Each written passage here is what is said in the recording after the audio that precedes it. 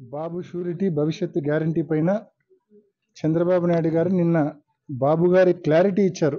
ఏ మాత్రం అంటే ఎన్నికల ముందు నేను చెప్పిన ఏ హామీలు కూడా అమలు చేయలేను అని చెప్పి చంద్రబాబు నాయుడు గారు ఈరోజు మరి కొత్త కొత్త కారణాలు ఎత్తుకుతా ఉన్నారు.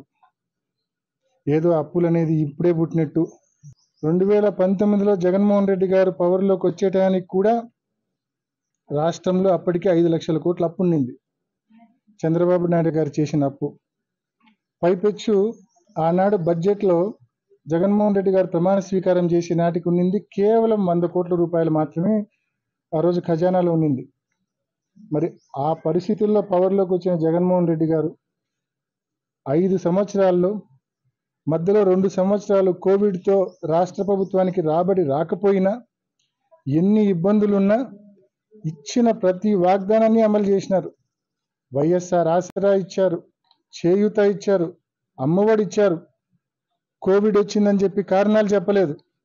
ఇచ్చిన ప్రతి వాగ్దానాన్ని 5 సంవత్సరాలు అమలు చేసి చూపించిన ధీరుడు జగన్మోహన్ రెడ్డి గారు.